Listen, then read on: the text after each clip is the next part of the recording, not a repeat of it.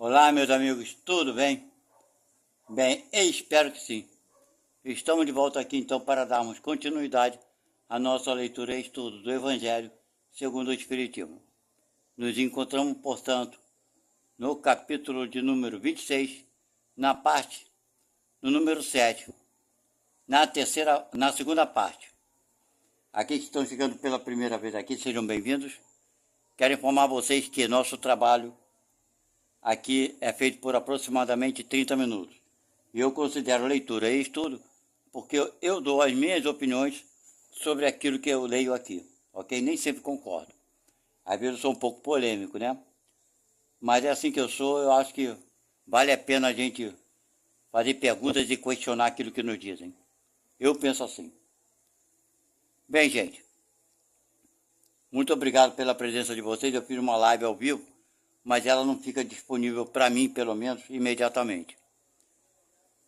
Eu vou tentar fazer, às sexta-feira e segunda, essa live ao vivo.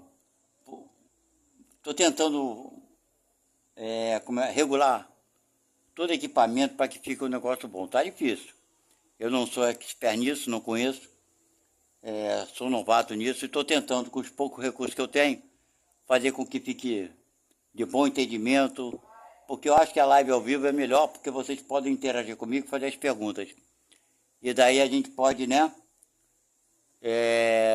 se esclarecer melhor, tirar alguns pontos de dúvidas que geralmente a gente fica, não é verdade? Mas vamos lá. Vamos dar a nossa continuidade, o nosso leitura e estudo, então. Fiz a live e agora vai ser essa postagem aqui. Vocês podem assistir quando vocês quiserem. Então vamos lá. Mediunidade gratuita. Número 7. Fala assim: os médios modernos, tracinho, porque os apóstolos também tinham mediunidade. Fecha, tipo parênteses, né? Fecha parênteses. Igualmente receberam de Deus um dom gratuito, o de serem os intérpretes dos Espíritos para a instrução dos homens, para mostrar-lhes o caminho do bem e conduzi-los à fé, e não para vender-lhes palavras que não lhes pertencem, porque não são o produto de sua concepção, nem de suas pesquisas, nem de seu trabalho pessoal. Quer dizer, é um dom que Deus deu, né? E ele continua aqui. Deus quer que a luz alcance a todos, não quer que o mais pobre dela seja deserdado e possa dizer: eu não tenho fé porque não pude pagá-la. Não tive a consolação de receber os encorajamentos e os testemunhos de afeição daqueles por quem choro, porque sou pobre. Eis porque a mediunidade não é um privilégio e se encontra por toda parte. Fazê-la pagar seria, pois, desviá-la da sua finalidade providencial. Então, esse trabalho mediúnico que é feito, a gente, quem é médium, recebe esse dom gratuito, então deve repassá-lo gratuitamente, ok? Nós estamos lendo e falando sobre isso, porque esse capítulo fala sobre isso, né?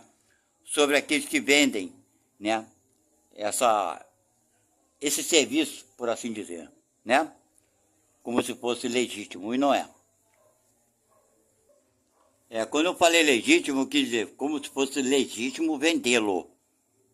Vocês entenderam? E não é legítimo vender uma coisa que você recebe. Dá de graça que de graça você recebeu. Essa é a lei.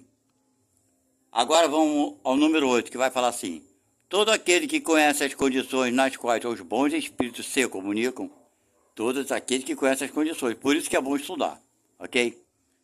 Se sua repulsa por tudo o que seja de interesse egoístico.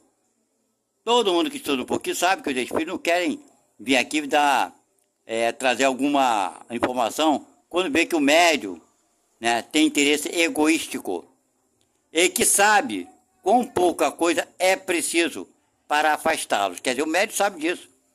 Vacilou, é vaidoso em alguma coisa, se afastam. Eles não querem papo com... Vai deixar você passar pelo que você tiver que passar para você aprender. Não é por castigo, não.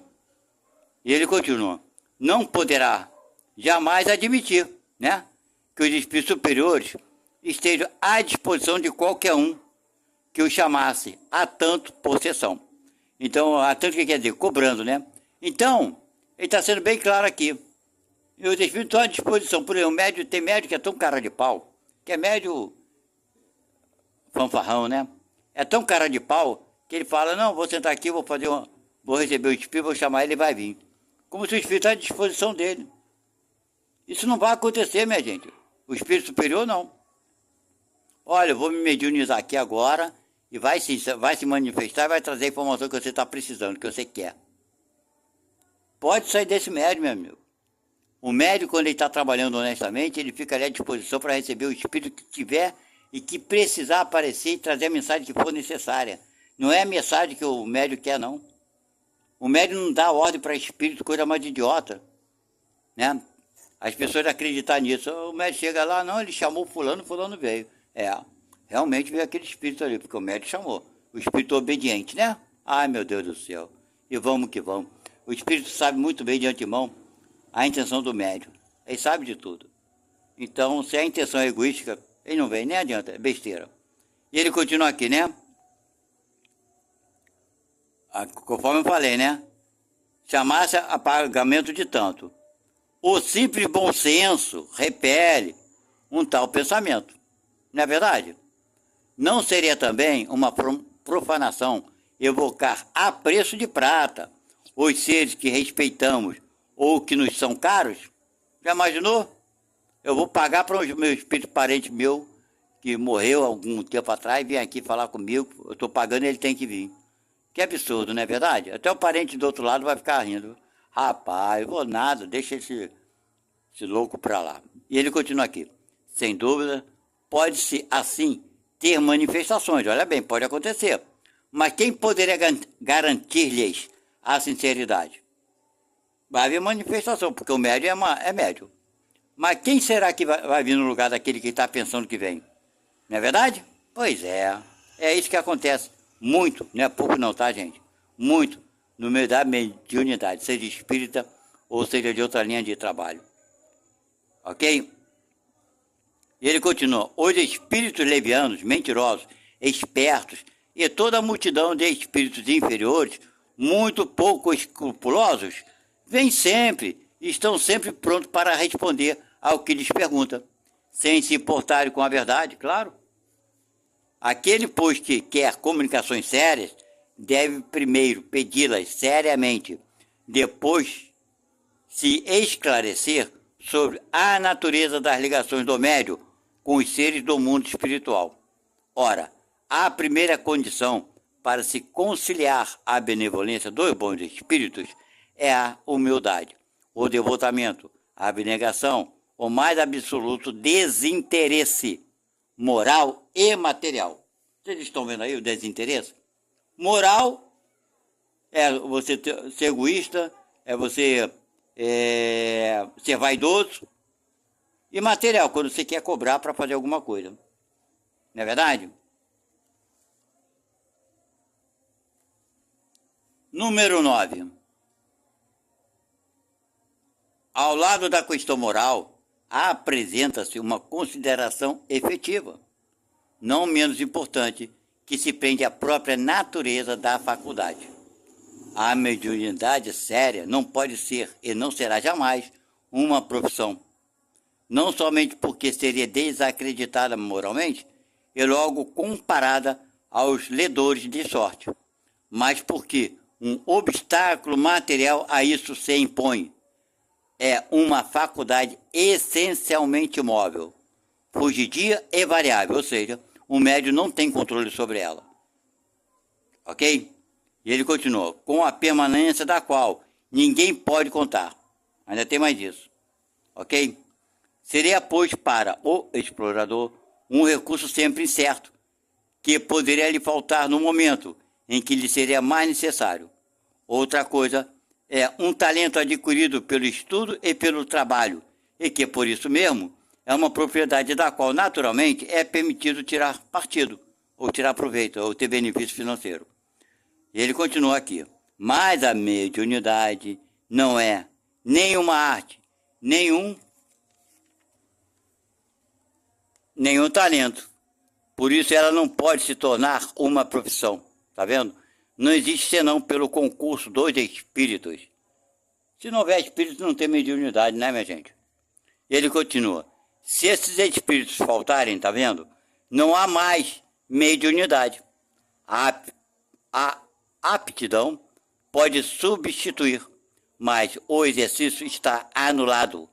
Assim não há um só médium no mundo que possa garantir a obtenção de um fenômeno espírita em dado instante, tá vendo? O cara sentar, vou receber aqui, é agora, vamos lá. Não pode, isso é impossível. E ele continua, explorar a mediunidade é, pois, dispor de uma coisa da qual não se é realmente senhor. Afirmar o contrário é enganar aqueles que pagam. Há mais. Quer dizer, tem mais. Não é de si mesmo que se dispõe. São dois espíritos das almas dos mortos, cujo concurso é posto à venda. Né? Cujo concurso é posto à venda. Quer dizer, não se pode vender uma coisa dessa. Claro que não. Esse pensamento repugna instintivamente. Por esse tráfico degenerado em abuso, explorado pelo charlatanismo, a ignorância, a credulidade e a superstição que motivou a proibição de Moisés. É o que ele está falando, foi desse abuso que Moisés proibiu. Se bem que eu não concordo com nada que falam, enfim, sobre as coisas que Moisés fez. Não vou entrar no mérito da questão, nós podemos debater um outro dia. Mas vamos lá, ele continua aqui. O espiritismo moderno, compreendendo o lado sério da coisa, pelo descrédito que lançou sobre essa exploração, elevou a mediunidade à categoria de missão. Ok? Então, na doutrina espírita, a mediunidade é uma missão. Certo? É uma missão, mais uma missão que nós escolhemos antes de reencarnarmos. Nós temos, nossa missão aqui são diversas atitudes que temos que ter para com o próximo. É para com familiares, é para com colegas, amigos e para com as pessoas que nós não conhecemos. Cada um traz a sua missão. E a mediunidade é uma dessas missões, ok? Número 10. A mediunidade é uma coisa santa que deve ser praticada santamente, religiosamente. Se há um gênero de mediunidade que requer essa condição de forma ainda mais absoluta, ou seja, mais enérgica, é a mediunidade curadora. Essa mediunidade de cura é terrível. Poucos médios têm essa energia de curar. A dona Isabel Salamão de Campos é uma médium que já está com a idade bem avançada, de Minas Gerais, de Juiz de Fora. Ela é essa médium fantástica. Fantástica. Hoje, pela idade avançada que ela tem, eu não sei se ela faz mais cura. Mas ela era tão fantástica que os hospitais da cidade, lá de Juiz de Fora, quando tinha pacientes em fase terminal, com câncer, com doenças incuráveis, os médicos chamavam ela para ela ir no hospital e curar alguns pacientes. Em vários casos, ela curou várias pessoas, várias. Mas teve casos que ela falava para o médico, isso daí chegou a hora, isso daí vai ter que desencarnar mesmo. Isso é uma seriedade que eu vou te contar, fora do comum. É seriedade com trabalho, com honestidade. E aqui fala, né? Religiosamente praticada santa. Então essa dona Isabel Salamão de Campos, se você não conhece, pesquisa na internet. Ela construiu uma casa de caridade lá em Juiz de Fora. Se eu não me engano, o nome da casa é a Casa do Caminho. Ok? Faz um trabalho excepcional com idosos, com crianças. Os filhos dela também trabalham mediunicamente. É um trabalho que essa mulher plantou lá. É um ponto de luz, com uma luz que vocês não têm ideia da grandeza, da luminosidade que essa mulher trouxe para aquela região ali. Ok? Para o Brasil. O melhor dizendo, para o mundo todo. Ok? Quando ela desencarnar, todo mundo vai aparecer em vários canais da TV. Por enquanto, porque é assim, né? Infelizmente, o ser humano só reconhece o outro quando a pessoa desencarna. Vamos lá. E ele continua aqui. O médico dá o fruto dos seus estudos, né? O médico, né? Ele estuda, se ferra todo, coitado. e depois, né, vai dar o fruto dos seus estudos, que é o lucro, trabalho, coisa e tal. Ele continua aqui. Que fez ao preço de sacrifícios, claro, frequentemente penosos. O magnetizador dá o seu próprio fluido. Olha a informação que estamos tendo. Então, o cara que é magnetizador, aquele médio que dá o passe, é um magnetizador. Nós, médios de passe, que damos o passe, quando damos o passe, dispomos dos nossos próprios fluidos animais, do corpo, ok? E ele continua aqui, frequentemente mesmo à saúde. Por quê? Você está tirando a tua energia animal do teu corpo para ajudar aquele que está na tua frente. Então você acaba, abnegação, tirando de você mesmo, ok? Eles podem, a isso, pôr um preço, esse tipo de médio, ok? O médio curador transmite o fluido salutar dos bons espíritos. Olha a diferença. Então, a dona Isabel Salomão de Campos, além do fluido dela, ela recebe um fluido especial que vem dos espíritos. Não é todo dela não, gente. Tá? E ele continua aqui. Ele não tem o direito de vendê-lo. Que a dona Isabel Salomão de Campos, ela já sabia disso, não precisa nem falar nada disso para ela. Mas tem pessoas que questionam, não está dando, está trabalhando dela, coisa e tal. Não, ali é um trabalho que ela escolheu fazer, ela pediu antes de reencarnar para fazer esse trabalho. Então ela recebe essas energias que vêm dos espíritos, não vem dela. Da cura vem dos espíritos. E fala assim, não tem o direito de vendê-lo. Jesus e os apóstolos, conquanto pobres, não faziam pagar as curas que operavam. Está vendo? Todo mundo sabe que Jesus e aquela turma era tudo pobre. Então ele continua, todo aquele, pois, que não tem do que viver, procure os recursos em outra parte do que na mediunidade. Que não consagre a ela, se preciso for, senão o tempo de que possa dispor materialmente. Tá vendo? Se você não tem tempo, você trabalha, eu gostaria de ser médio, então para eu ser médio vou cobrar. Não, não faça isso. Faça o tempo que você... Faça no tempo que você tiver disponível. Aí você fala, mas eu não tenho tempo disponível. Então não faça. Simples assim. Ok? E ele continua aqui. Os espíritos lhe terão em conta o devotamento e seus sacrifícios, ao passo que se afastam daqueles que esperam fazer deles um meio para subir, né, para ganhar dinheiro. Bem, gente, assim nós encerramos o nosso capítulo de número 26, ó. Encerrou. Estou mostrando a vocês. E aqui será o capítulo 27.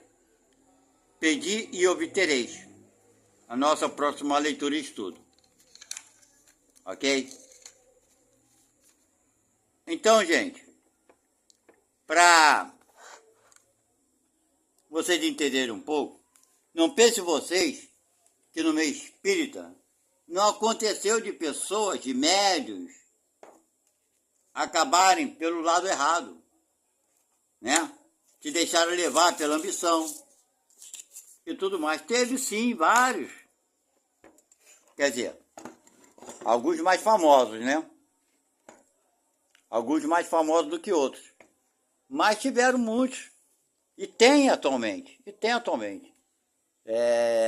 Teve um médico aqui no Brasil, há muitos anos atrás, deve ter uns 30 anos atrás, aproximadamente. Ele fazia cirurgias espirituais através do Dr. Fritz, que é um espírito muito conhecido no meio espírita. Eu já comentei isso aqui em vídeos anteriores, mas vou repetir aqui para aqueles que não ouviram a história. Então esse médium, não vou citar o nome dele, que não há necessidade disso. Mas ele era espírita kardecista assim.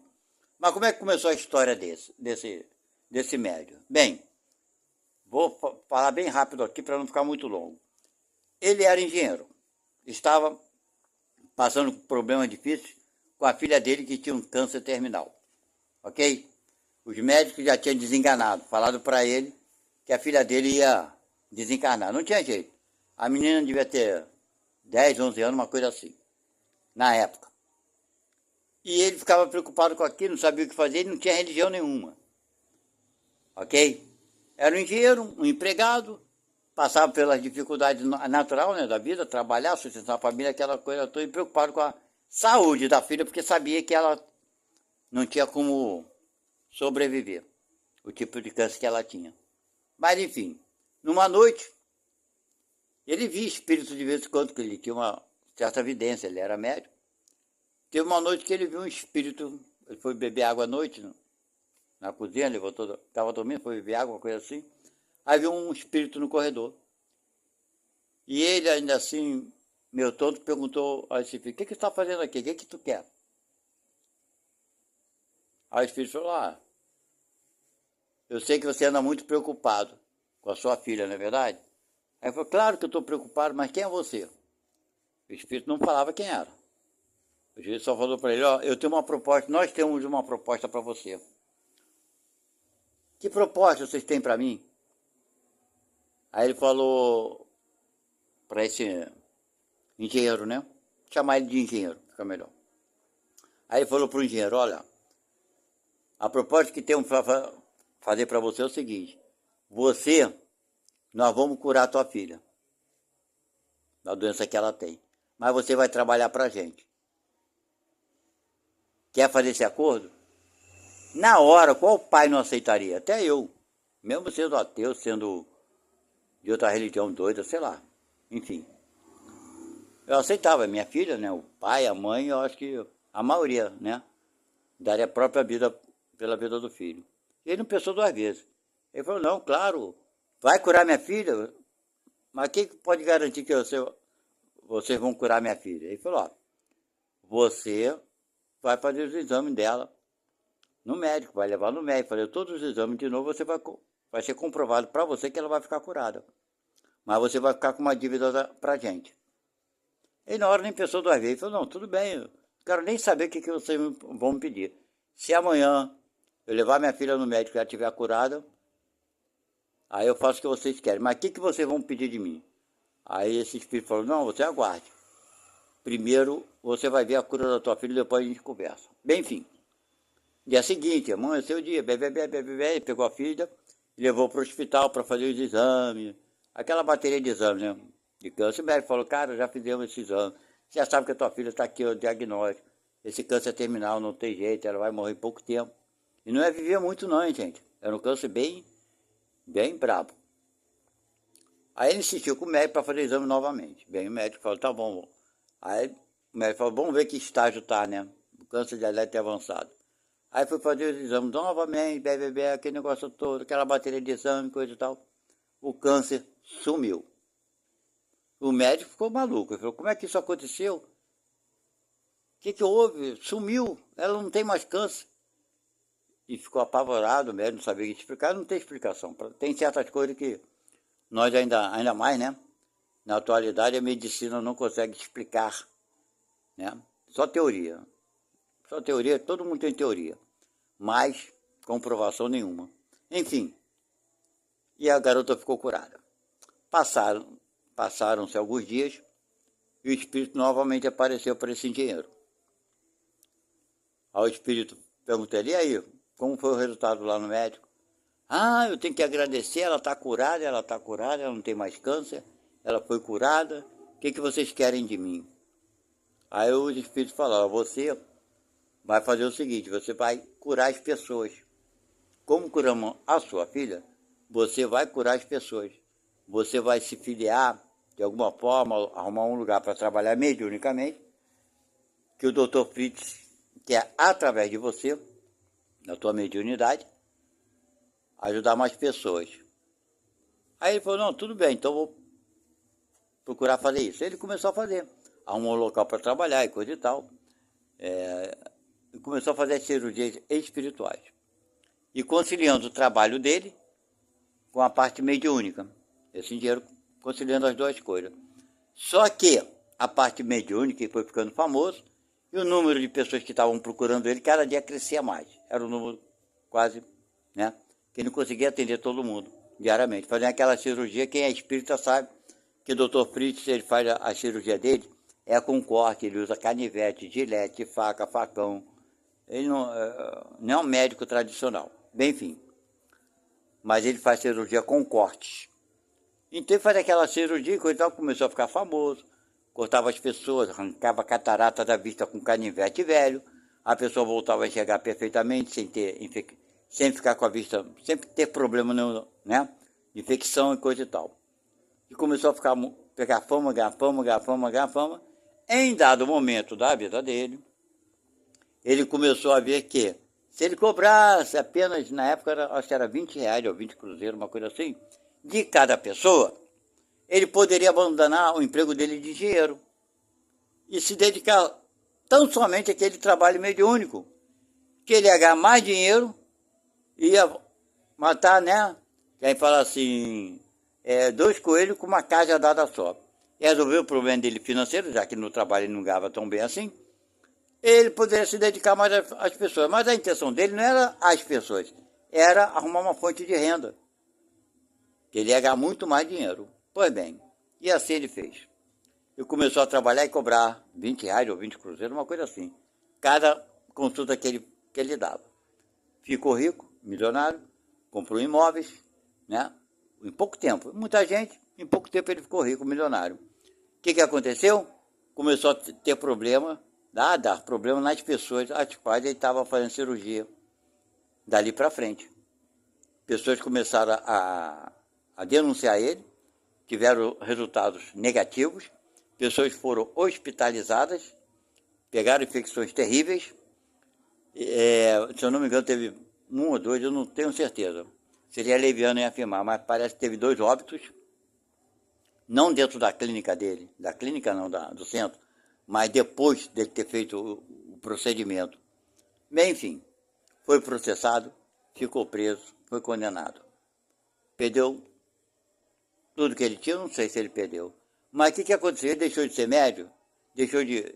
Perdeu a mediunidade? Não perdeu.